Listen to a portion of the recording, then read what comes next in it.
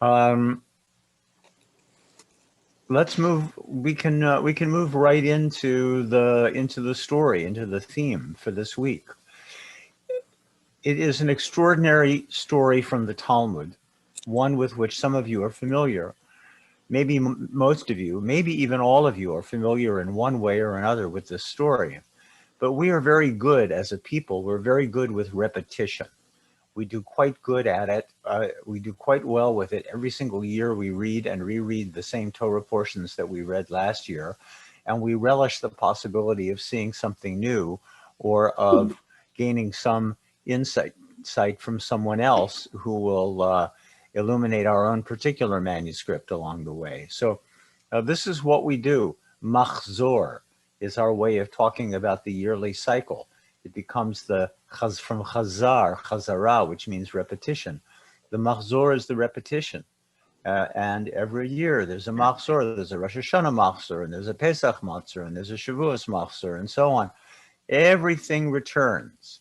So we're very good at it. And well, we ought to be, and it's something that we ought to continue to cultivate. So here's a story. It's a gem of a Talmud story. It may be the greatest single Talmud story of all the short stories in the Babylonian Talmud, at least for my money. It may be the greatest story. And it has to do with the theme, broadly speaking, of tzedakah, and interwoven mightily with beautiful taut embroidered strong thread is the theme of doorways and coming face to face, which is why we consider it now. This story is in the Talmud, woven along with the theme of tzedakah, woven into the theme of tzedakah. And I use the word weave many times because the Hebrew word, or the Aramaic Hebrew word for the tractate of a Talmud, Masechet, means the weave. It is exactly that. It is the text, which is the textile. It is the thing that is woven. It is seamless. Do you want to pull apart the threads? You can, but to your peril. What happens when you isolate things? Somehow the taste of the stew diminished to the several parts, or the many parts. That's not quite as pleasing. Although when I was a child, I thought that would be more pleasing. And my mother taught me the lesson of separating out the carrots from the potatoes from the meat and putting them all on the plate separately. And somehow that was not as much fun. And I stopped my complaining about the nature of stew and started rather to enjoy it. So here is a Talmud story that has, as part of its weave, doors and doorways and what it means to come face to face, part of its weave as tzedakah, and the larger frame, you could say the warp and the weft, is tzedakah, and larger even than that is the loom that is gifts to the poor.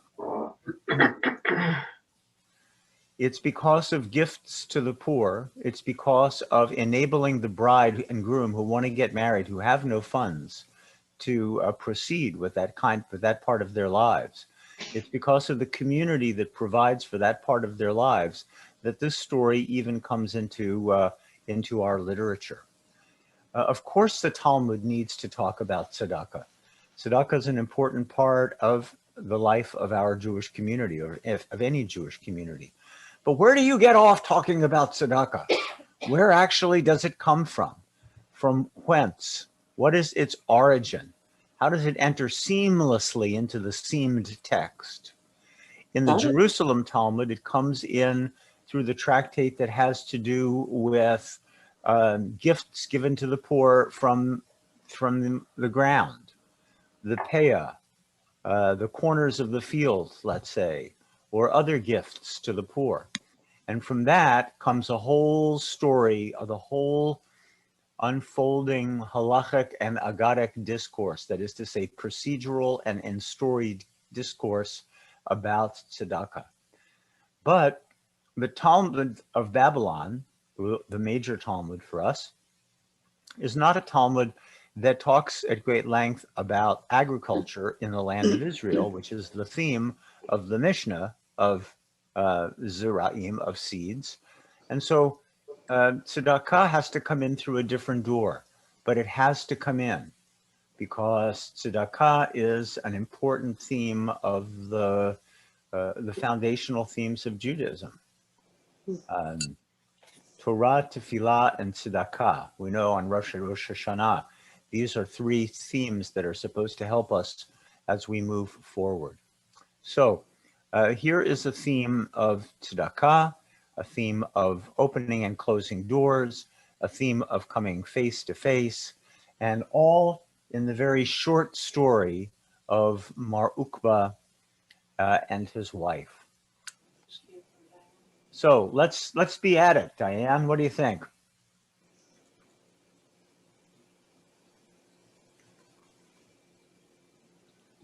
And maybe Sabina and Diane and others will keep your eye out, or one eye on the participants who want to participate. Let's see, how's that working out? Okay. Giving in the doorway.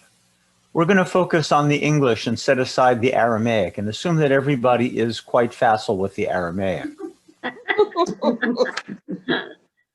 Been better than my Hebrew. I'll also call your attention along the way or ask you to visit the photograph, not the photograph, the painting that is pictured there in the crook of the text. But first things first, there was a poor man in Mar Ukba's neighborhood into whose door socket Mar Ukba used to throw 4 coins every day. Once, the poor man thought, I'll be ready today and get a look at who does me this kindness.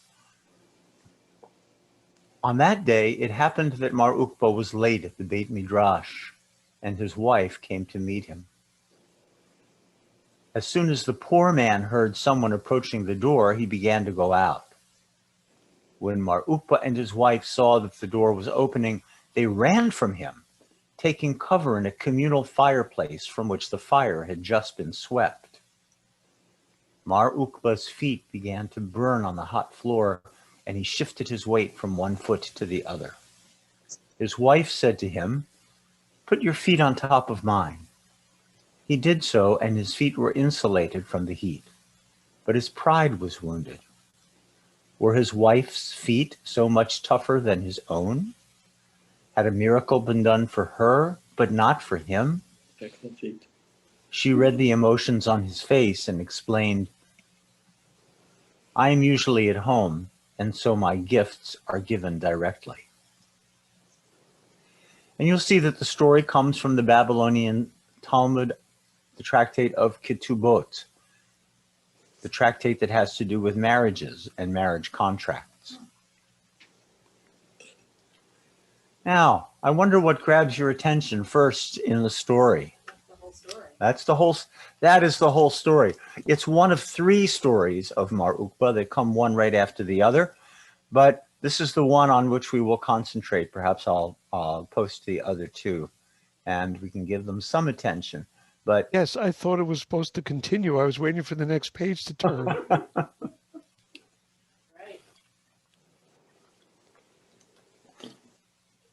Well, how about this page, Artie? I think it makes us, we have to think about the next page. Yeah, that's right. What would be on the next page? God, that's a Sager question. Not a happy Yeah. Take it, Rabbi. Well, no, it's an Axelbank answer or somebody else's answer. What would be on the next page? Maybe an explanation of her explanation. Maybe her explanation of what the dickens does this mean? Right. Well, maybe we can write the next page. We'll think about what this means. But let's think about it. Let's roll up the tube of toothpaste, as it were, from the very bottom, or from the very start, and see what it is that that pops out at the end. How about where the curtain goes up at the beginning of the story? Do you know anything about Mar Ukba, or what do you imagine about him, or who plays him in the movie?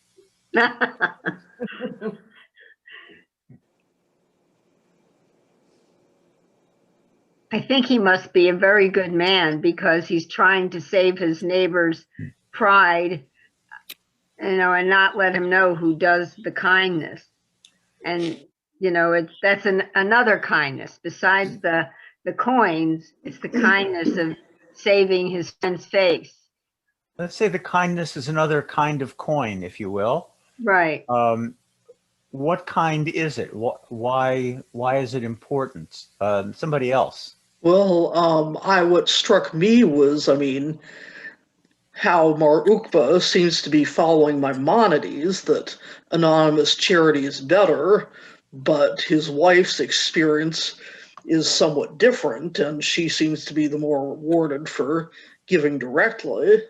Well, those are some very interesting points, Susan, that I hope we'll take up, and other people will help pull the threads on them as well as you. That we thank you for introducing them. That Mar Ukba, who predates Maimonides by a good number of centuries, and is part of the debate that rages early about what's the best way of oiling machinery, what's the best way for us to give and to provide for the community. And a community that somehow in its searches and deliberations decides that anonymous giving has benefits that are credible and maybe insurmountable. But then along comes a story. This is something for which you could say the Talmud is famous, justifiably famous.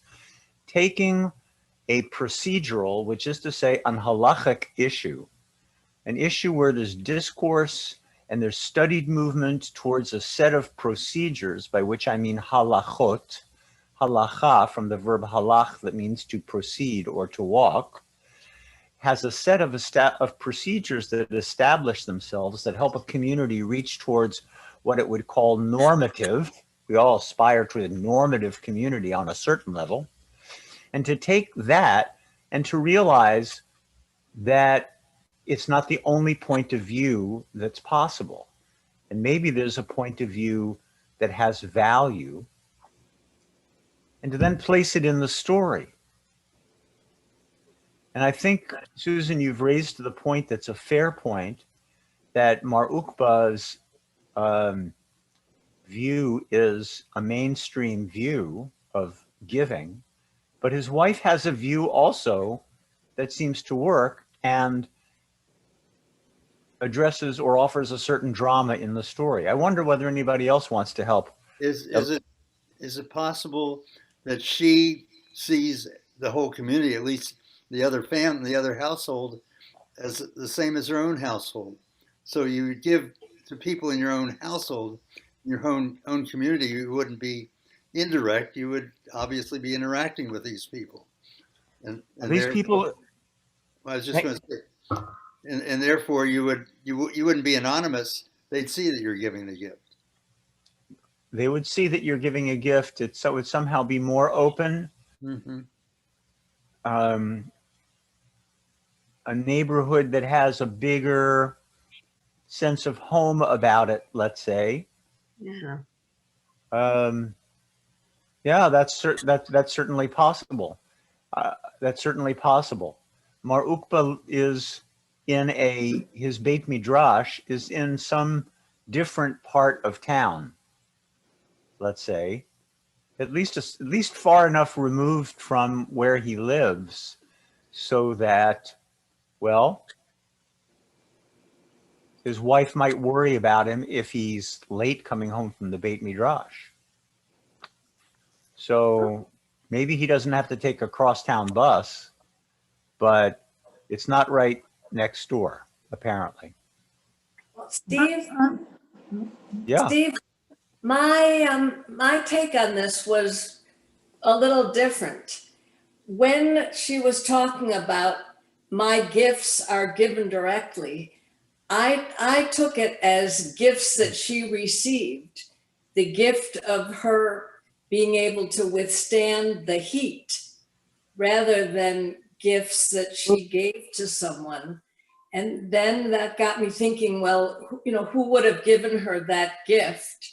And I thought that God maybe gave her that gift directly, because Marupa seemed upset that his wife was able to withstand the heat and he wasn't. So I saw that as some kind of a gift that she had. And I just wondered if anybody else had taken it that way. I went a little bit in that direction, but not quite an overlap. So what struck me was Mar Ukba's reaction, that his pride was wounded, and that he wondered, were his wife's feet so much tougher than his own? Had a miracle been done for her and not for him? So I sort of saw him as a receiver of a gift, the way that the poor man was a receiver of Bar Ukba's gift, and the priority for each of the two men. So the poor man who received Bar Ukba's coins anonymously was curious about who the giver was, but didn't seem, as far as we can tell from the text, to be concerned about whether he deserved or not, or in what context the gift was given. But Mar Ukba receiving something so directly from his wife, it didn't protect his pride in any way from receiving that direct gift. He was in the presence of the giver. Thank you. Thanks to both of you. What about the regard in which people hold or are held? How powerful is that? Does someone see himself as being, or herself as being, subservient, or as being overly powerful, or ingratiating, or what? I don't know. Maybe there are other possibilities too. Well, if I could, going back, he's trying to go with that, but going back to an earlier question, who would play him in the movie? It stirred up a memory. We once heard a story about Richard Gere, that he was making a movie in which he plays a homeless man, and the director asked him to go out in clothes, in old clothes, and play the part in real life of a homeless man to get ready to make the movie. And he said, well, it's ridiculous. I'm Richard Gere. Everyone's going to recognize me when I get on the street. They're going to mob me like they always do. And the director said, no, just give it a try. So he goes out and he spends hours literally on the street and nobody recognizes him. And it really shocks him that no one looks in the eyes or at the face of a homeless person. We all have this radar which averts our eyes, gives us early warning to avert our eyes from the face of a homeless person. And I think that's true whether we give them money or we don't. And so I nominate Richard Gere for this role. But I think that the idea that there's something very painful about looking in the face of someone who's in pain or in need, and that that's very different than the pleasure, even if it's a secret, anonymous pleasure, of putting 4 coins in a poor person's doorway. It just changes the chemistry of it so much, and that's intertwined in the story of yours. Thank you. I've not heard that story about Richard Gere, but it's a lovely story.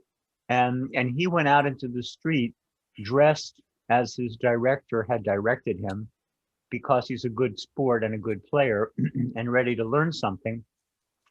But he was also dressed in the fantasy that would carry him through the door, as it were. And out in the street, he would learn something else, that he's held in a different kind of regard than he thinks. So there's something about the inner person dressed in the outer garment that there's a conflict there. It's the outer garments that seem to get the attention. And Mar Ukba has this fantasy also. He does not want to be seen by the person to whom he's giving these coins for whatever reason he has. Does he want to be envisioned but not seen as the great as a great sage, as an otherworldly angel, as a white knight? How does he want to be seen? And yet he regularly leaves the coins, and he does it regularly enough so that the curious recipient of this benefaction can figure out when he wants to open the door, when he wants to start listening for the gifts to arrive. And then comes the story. This is the setup for the story. One day, that one fine day, is a day on which the stars are crossed in such a way. He's about his task. He's going to give the gift, and he's about to do it, but he's late coming home from work. And somehow we learn a little something about his wife. It's the first thing that we learn about his wife, that she seems to be staying home all the time, but she does worry about him and where he might be, or whether he might be lost in thought, or maybe lost in the streets. Maybe he's a little befuddled, or maybe he fell down and there's something happens to him. But she worries about him, and she's going out. And it happens to be that day, just the very day, when the recipient of this goodness is ready to pounce and open the door with the first jingle of coins. And Mar Ukba happens to be a little bit late, giving him a little bit more time. And his wife happens to have come out of the house and happens to be with him. That's when all of this stuff comes together. And Mar Ukba's fantasy is broken, or almost broken, because of the three people who are involved in this story, it seems like only one of them cares about this rabbinic nicety of anonymity, right? But actually, the wife cares too, because she's helping her husband keep the secret by giving her feet to him. That's what. Well, it's true. That's true. That's true. So I could modify what I said. She's perhaps taken by surprise. She, at least in my movie of the version of it, he has to, when he hears the door start to open, that he has to either grab her by the hand, heaven forbid, in public, or usher her, or call to her to run. And they run and they duck into this big communal oven, as it were, for a fireplace where people bank and bake their bread. Houses are very, very small, and there's maybe a Dutch oven or something like that outside of the house, or maybe even in a corner of the house. But when it comes to major stuff, there is not a safe place for people to properly bake. So there's there are more communal structures within which people will properly bake. So maybe she helps him out at a certain point, but in my movie version, she has nothing against. She'd just as soon knock on this guy's door and give him the money and have him say thank you. He's the one who instigates. So I'd like to talk more about her. I think Mar Ukba gets way too much credit in this story, and I think she's the real hero of the story. And she doesn't even get a name. There's no place that calls her by name. She's just the wife. But she's the one that takes care of her husband and walks out to find him because she's worried about him. And she's the one who thinks, or at least goes along with going into the oven. She thinks to take care of her husband's feet and explain all of this. And she's just always behind the scenes doing what women tend to do, be behind the scenes, but be important. And I don't think she gets enough credit in this story. I think she is the true hero of the story because she's the one who is at home doing all the work of the daily tasks, and at the same time giving to all the people who come to her house because they know she's going to, when she opens the door and they're on the other side, she's going to do for them. She's going to give directly to them whatever it is that they need. So yay for the wife. I think And I'm working on who she is. But I'm thinking Robert De Niro for Mar Ukba, but I haven't found a good actress for her.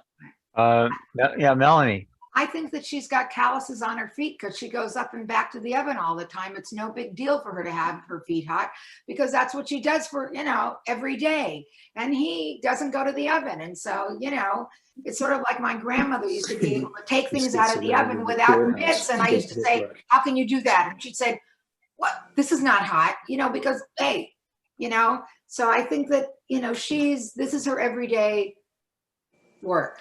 Thank you. For her, it's no big deal. Thank you. So if Mar Ukba if he is intoxicated if his head is filled with the intoxicating air of the Beit Midrash, and he thinks that there is a certain kind of holiness that accrues because of anonymity, then maybe he is, maybe that's burned away in the fireplace, where these two different ways of giving come together. And her way of giving, well, this is not miraculous. This is about repetition. This is about calluses. It's not miraculous. Thank you for that possibility of reading the story. I have something Yeah. to add. When I read the last sentence, and it says, I am usually at home, and so my gifts are given directly. It seems to me that we're talking about two different kinds of giving here. Her giving is more of a sharing because she is directly in touch with the people who either she's working with and she gives advice or maybe gives some food to, or the people who, like you say, come to the door and need something, and so she gives something there. But it's a sharing kind of giving, whereas his is the anonymous giving of a gift, and they're two very different kinds of giving. Thank you for that. So it's a story that also it in some ways presents us two different philosophical points of view, two different economic points of view. Ma Ukba he's the half of the couple that goes out into the community to give charity, but the community has dangers like that hot floor, and his wife is mistress or master of hearth at home, and he needs her to protect him and enable him to do this. And charity really does begin at home. And I think, like Sabina says, I think she is the real hero. She's the enabler behind the scenes, but he needs her. He needs her, and you could argue that, let's say the Talmudic storyteller is arguing by extension that the community needs her as well. That there are several, as it were, coins of the realm. In a day where there were coins, but not a coin of the realm, but there were more localized mintings, let's say. But Mar Ukba is going to be throwing 4 coins that can be spent anywhere into the door socket and the door socket is, if you can imagine a door that goes, the bottom post of the door goes into a well, let's say, and the top part of the door also, like the hip and its like the femur and its acetabulum, and then they come together, and there's this little cup, as it were, into which he throws the 4 coins. Well, that's what's going on here, but there are 4 coins that can be spent anywhere. She seems to be saying, just continuing to pull the thread that Sabina and David have identified, that, and Hunter, that her direct gifts are of a different coinage. She pulls off a hunk of the week's bread. The stuff baked in that communal oven is bread for, it's a great big loaf of bread, let's say. And the Talmud gives us some evidence that people would bake for the week, and that the poor person who would come to the door would want bread, and the benefactor or benefactress would pull off chunks of bread to give to the poor person, sufficient for probably him and his family. And that's why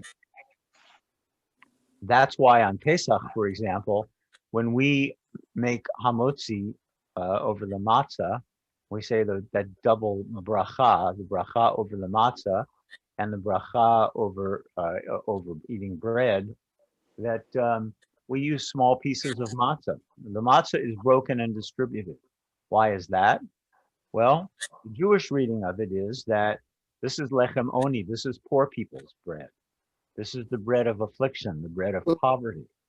You could certainly have your own larger than life piece of matzah if you went to Costco and you bought a 10-pound box of matzah. There's plenty of matzah, but still in all, the matzah for the bracha has to be in this form that is the poor person's bread. So she pulls off a piece of bread to give to somebody at the door, and that's her direct giving. So nobody has to go to the store. Nobody's got to go to the bank. The Beit Midrash does not determine how it is that you use the 4 zuzim that have been given to you, or any other kinds of funds. Can I ask a question here? Yeah. I don't, maybe I'm missing something, but this seems to be a day when the poor person doesn't get anything. They ran away from the house without getting anything. Am I right? Yeah. It may be, or it may be that he's already thrown the coins and then has to run. Okay. Yeah, actually, Richard, I was thinking the same thing, that it sounded like in the story that the person interrupted Mar Ukba's activity. Nice. And it's almost as if by trying to find out who it is, he destroys the opportunity of giving. It's like, for whatever reason, if he, even if it was a charitable reason of wanting to thank that person, he's now disrupted the process. And no, he doesn't get it.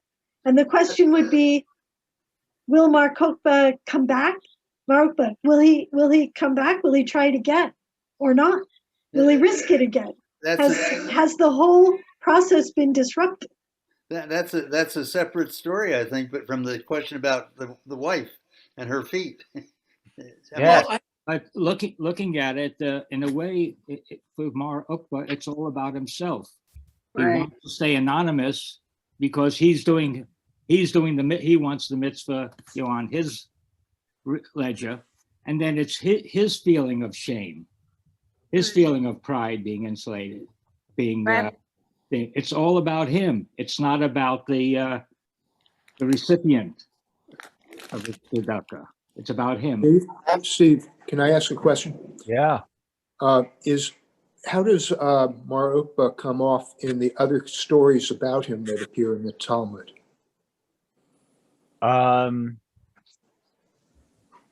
Sort of like Errol is suggesting.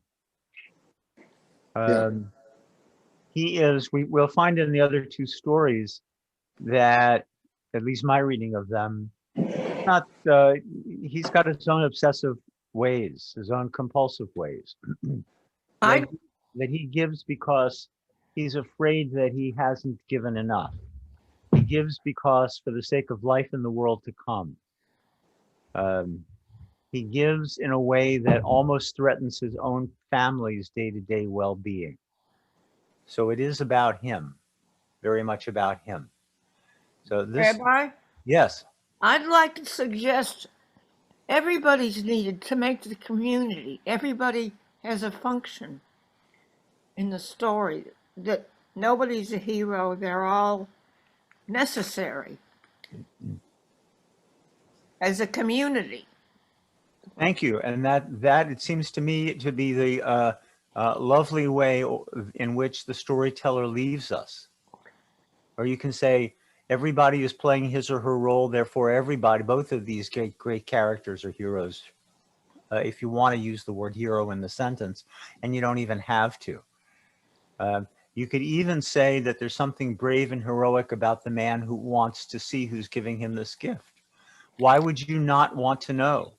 There are plenty of times when I have had conversations that bordered on arguments with people in the community whom I considered over the years. Back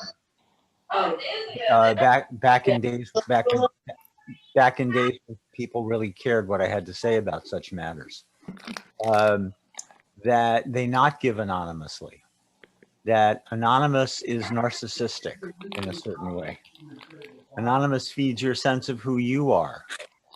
But giving so that somebody else in the community can say, oh, you know what, so-and-so supported this project.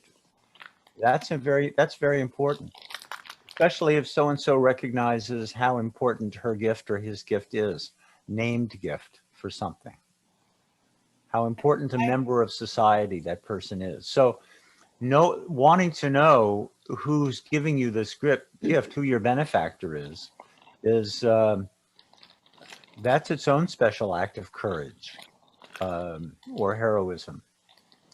You know, it's possible that these people, and this seems to be the overriding concern of the Baby Josh, how are people going to look at you in the street the next day?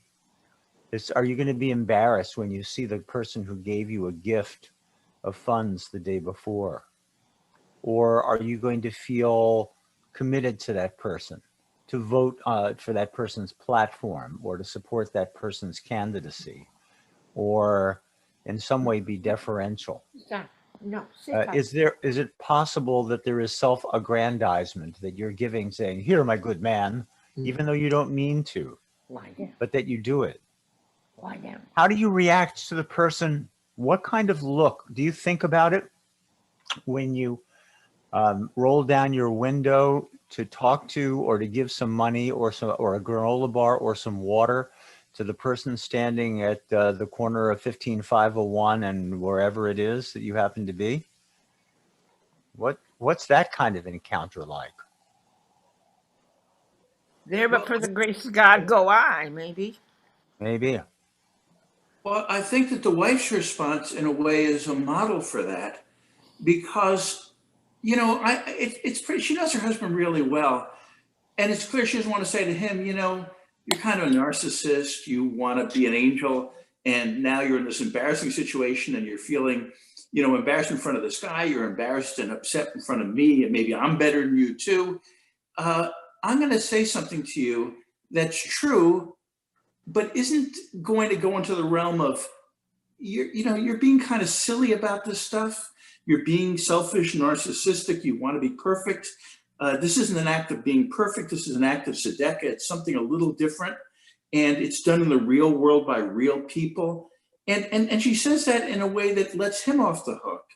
Well, you know, I'm at home and my gifts are usually given directly. It's really, I think, a gentle way of saying, I'm not like you. I'm not as special as you are. Don't feel badly. But the lesson's in there anyway. So I think that she has a knack for meeting people where they need to be met, which he does not have. Yes, on a lot of different levels. Nicely said. She worries about him in the Beit Midrash. He needs to be met on the way home. Somehow fate has ordained that she needs to be at that doorway.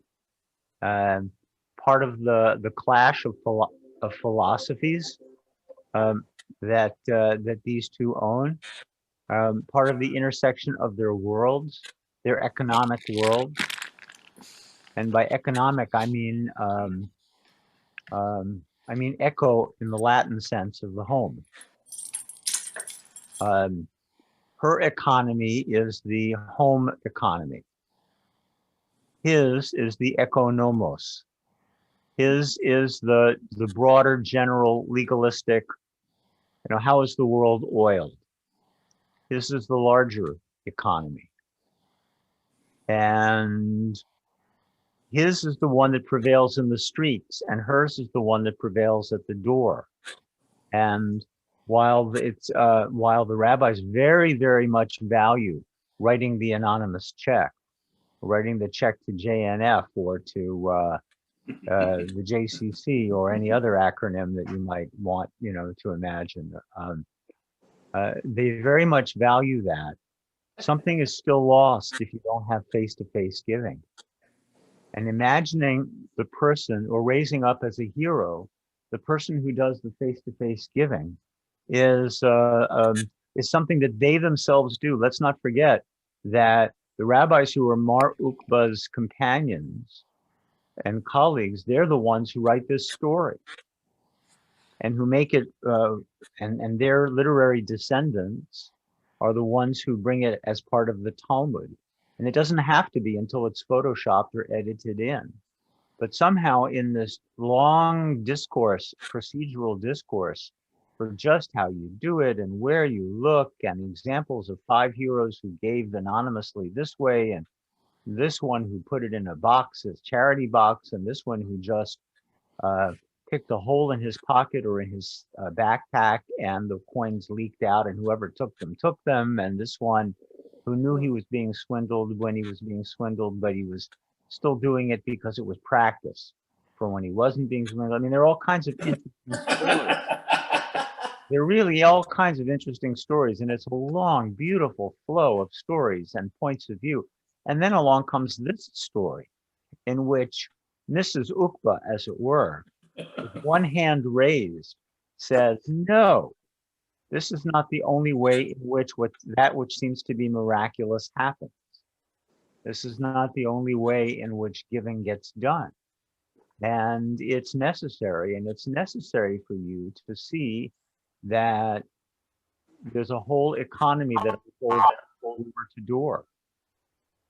And here it is. And how do you meet that? What are you supposed to do with it in our day? And it's more and more complicated, I think, in the world in the world of COVID, let's say. How do you meet somebody face to face? And how do you mediate? Who is Mar Ukba's wife? Who's Mrs. Ukba, let's say, at Bethel today? Probably Sherry. And she has a little bit of help thanks to Rabbi Graber's sensitivity to the matter.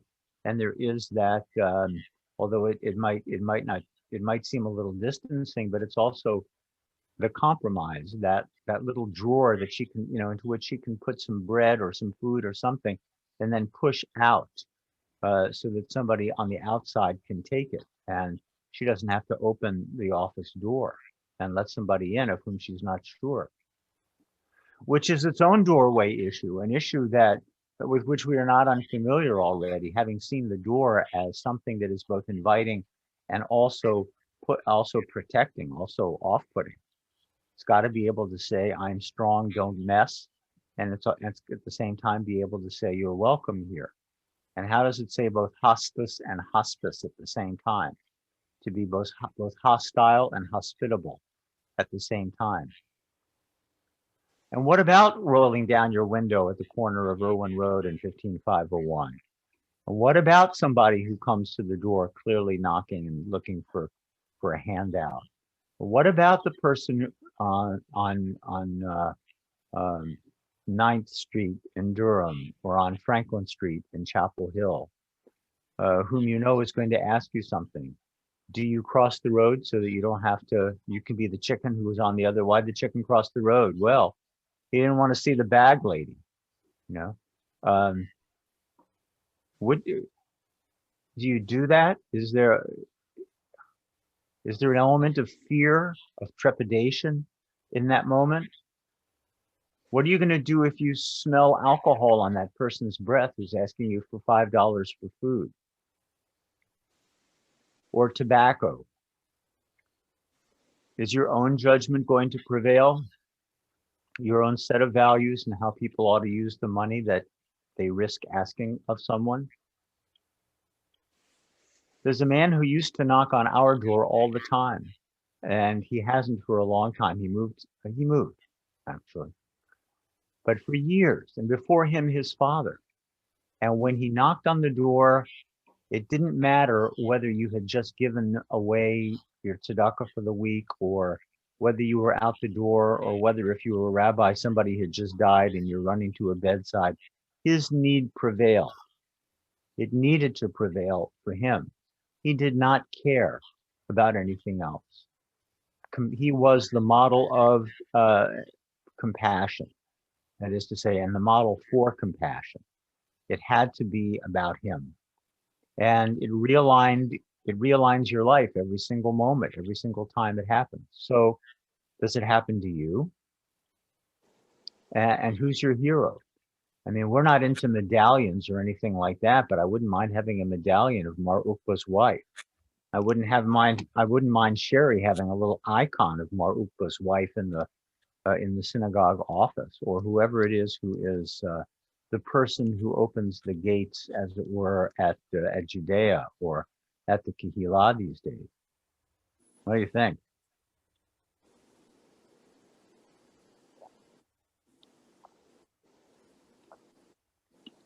She is a woman who is not named, as Sabina said a while back. There are lots of women who are important women in the stories of the Talmud. Only 5 women are named. Hundreds of sages are named, and there are 5 women who are named in the Talmud. But these women who somehow seem to be, as the stories are framed, on the margins of the story, they are not marginal characters. And the Talmud is telling us something about that. It's an ongoing lesson that we need to learn, I think. But mobilizing Mar Ukba's wife as a hero of giving, I think, would be something important for us. How about you? I mean, Harold, you began that part of the conversation. What do you think? Well, I agree. She's also just a good person to show how do you keep your balance in the world. She can be comfortable in uncomfortable places. That's very hard to do. Yeah, or being uncomfortable and being in the uncomfortable place, or being comfortable being uncomfortable, or something like that. And reach out to another to comfort them. And reach out to another, or allow for the reach to come in. So much so that, as Melanie suggests, perhaps she becomes not calloused to the act itself, compassionate to the act itself, but calloused to the heat of the kitchen. If you can't stand the heat of the kitchen, you can't stand the heat, get out of the kitchen. Well, she can't really get out of the kitchen. And she builds up a tolerance for the heat. Does. That's her role. And she takes note. She has him in her regard. And he apparently is reacting with his facial expression. He's reacting the way he fears everybody's going to regard all of the sages who might give. He doesn't trust himself or his own gaze. He resembles a doorway for her husband by maintaining for him open access to the community where he needs to do his mitzvot. Yes. Yes. And she's worried about his feelings. And she's worried about his feelings, which brings us back to the question of whether he is worried about the feelings of the person with whom he wants to remain anonymous and behind a closed door, or whether he's worried about his own feelings, or whether it's some strange combination of each. And Steve Herman has introduced us to the possibility that, maybe he's a little narcissistic or a lot narcissistic, and he's worried more about himself than anybody else, but a closed door solves a lot of the situations. I think And it's a little bit more cynical. say it again. I think there's a little bit the fact that men from the Beit Midrash are there's a mitzvah to give anonymously, but ultimately there is an expectation of being recognized for that somehow. And when he's not recognized for that, and she is and she gets supposedly recognition because she doesn't feel her feet don't burn and she can support him. He feels kind of cheated that she got a gift that he didn't give. So the anonymity is not so clear. I mean, it is anonymous, but there's an expectation of reward, and he doesn't get the reward, or he doesn't feel he gets as much reward as she. And she gives him, and she gives gifts to other people, but she gives him the gift of her feet and of her. Maybe she's in pain, but maybe she just gives him the gift because she wants to protect him, because that's what women are trained to do, certainly in that time. Certainly. Thank you. Thank you. It's also interesting to note you raise in my mind the fact that the rabbi's wife is oftentimes called Beitah, his house. Right. Right. Not his wife, not the old ball and chain, not like anything else like that, but he's called his house. She is the house. She is the household. Right. So here's a story just in closing, a story of really just a very few sentences that allows us to see two different ways of giving that are both important in the community and both valued in the community. And at the end of the story, it's not clear whether one of them has a bigger value than another.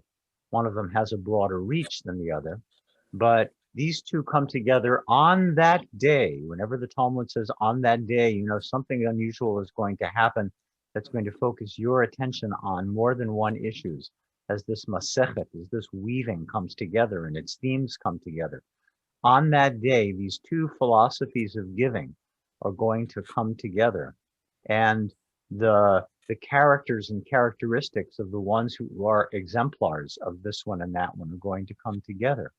And they're going to be purged in some ways or joined or melded in this place that is at once on the outside in the oven, which at once represents the public because it's a public institution. And at the same time, it represents the household because it is the stuff in which the household food or the household bread and cholent or whatever is prepared. So it's the meeting place that is the meeting ground of both forms of their lives. And we see something about the things over which he is scrupulous and over the things where she is scrupulous. The last words of the story remain hers. Don't be so impressed with the miraculous nature of what it is that I do. This is what I do because this is the heat. I always have to open the door and see who's on the other side of the door and assess the claim and make the decision. So here's a story that, as I said at the very beginning, weaves together a whole lot of themes. And I invited you to look at the picture as we were beginning. I'll invite you to look at the picture again, a picture of a keyhole that you might say is the size of a keyhole, but inside it, there is a whole world that's manifest and a small person, Mrs. Mar Ukba, standing perhaps on the right side of a doorway, which is the keyhole, looking out into a larger world. And inside is that kind of dark sameness of her house. But she is standing right there in the doorway where in and out are joined together, where hospice and hostis come together, where give and take come together, where where faces meet and encounter each other. And the Hebrew word for face is never a singular word. There is no singular word for panim. It's always a plural. And it also means to turn and perhaps to look at one another even. So there is, even inside that doorway, there is a kind of self-regard and self-reflection, and an inner and an outer. And I don't know what that crescent is on the right-hand side of the photo, whether it's a gleam of a doorknob, or whether it's a crescent of the moon that somehow found its way inside the house. It represents some kind of ethereal hope, or cosmos that comes inside the house or is manifest inside there also. But outside, there's certainly a whole busy, cloudy world. Maybe she's aspiring to it, you know? I mean, we get to read our own sense of what it means to be a feminist, or a hero of and an exponent of the feminine, who says this is a woman who does muscular work and needs to be honored for it, and she wants to be honored for it, and she is not smaller than the keyhole, but that's where we have her in the ancient text. So the keyhole now becomes a grand door, and she becomes somebody like the poet Rivka Miriam, who has told us already, well, this is the place that's never been knocked on before. You should do that. Only the poet can actually see that. Knock there, and perhaps you'll get a response nobody's tried before. It's quite possible that that we have encountered already some of the heroes who are named, and whose name maybe even this anonymous Mar Ukba, his wife, shares. So for now, we'll put a bookmark in the conversation. There are other women. You can take away the text, I think. There are other women who figure prominently in stories. Maybe next time I will we'll look at one in which it's Rabbi Akiva's daughter. You would think she's famous enough to actually have a name, but she's not given a name in the story, in which she plays a most prominent role. But that really for another, it's a life and death struggle, really. That for another time. What have we done so far? We've looked at doorways from inside and outside, and seen them as a kind of halachic content. This is a place there is an actual palpable difference, legal difference on the inside and the outside.